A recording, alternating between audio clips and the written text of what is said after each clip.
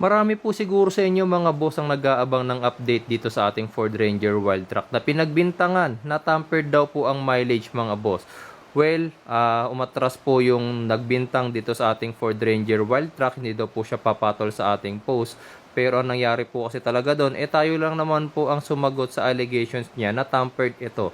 Kumalma lang naman si seller kasi nga syempre alam niya na original mileage po talaga itong binibenta namin na Ford Ranger Wildtrak. So ito mga boss, moving on, kailangan na rin po namin mabenta yung Ford Ranger Wildtrak.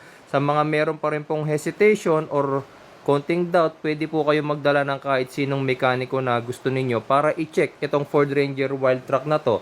Kahit po sa angkasa ng Ford natin to dalhin, papayag po kami para mapatunayan na lehitimo po yung mileage niya. Ayan, makikita ninyo yung mga upgrades po mismo ng owner dyan. Yung mga accessories, pati yan, pati yung tow hitch. Tapos dito naman po is nagpalit din po ng headlight si owner. Naglagay na rin po siya ng Ford mud flaps dyan. Tapos syempre yung gulong na Black Rhino mugs. Tapos pinartneran pa po ng all-terrain na Nitto Terra Grappler tires. Tapos dito naman po sa loob, may mga upgrades din po si owner. Like yung mga carbon fiber stickers dyan.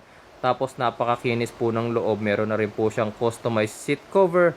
And ayan na mga po, makikita ninyo kung gaano po kasariwa. Yung mismong loob ng sasakyan, pati yung condition ng upuan, napakalinis.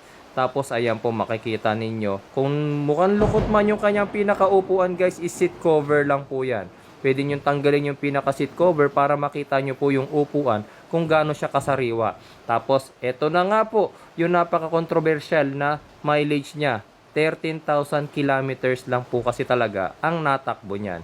Hindi po yan pinitik mga bossing. Kahit sa angkasa po natin ng Ford yan dalhin, pwedeng-pwede po. Ayan, makikita nyo rin naman po na andito yung mga huli niyang PMS. June 30, 2024, 13,500 lang po yung kanyang tinakbo.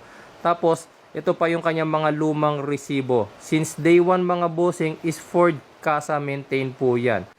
At dahil nakaugalian ko nga guys na lagi nag-i-scan, ayan, 13,689 sa ating scanner, natugma naman po sa ating gauge and supported naman po ng ating mga PMS receipts. Receipts yan mga boss, resibo. Ibig sabihin hindi lang basta kasa maintenance booklet ang pinapakita ko sa inyo, kundi mismong resibo na galing din sa kasa.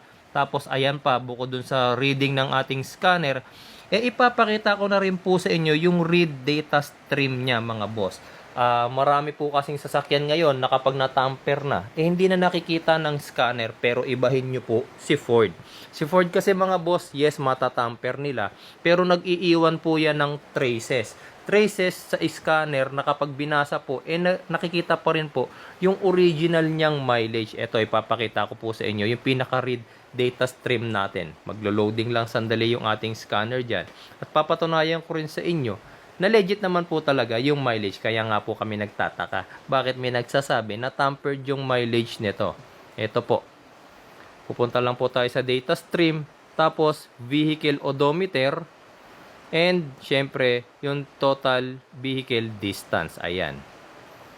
Tignan nyo po yung resulta. 13,689 tsaka 13,690, which is tugman-tugma po ulit sa ating gauge. And supported na naman ng ating napaka-sariwa, ayan, condition ng ating sasakyan. Upuan guys, masasabi nyo ba nalaspag yan?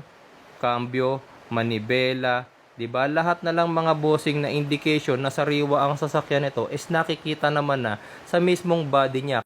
Sa interested po sa Ford Ranger Wildtrak na to mga boss, magsama na lang po kayo ng mekaniko ninyo or kahit sa angkasa po natin ng Ford dalhin, willing po kaming humarap ni seller sa inyo. Dahil totoo po, ang milyahe nito is mababa lang po talaga at sariwa po siya.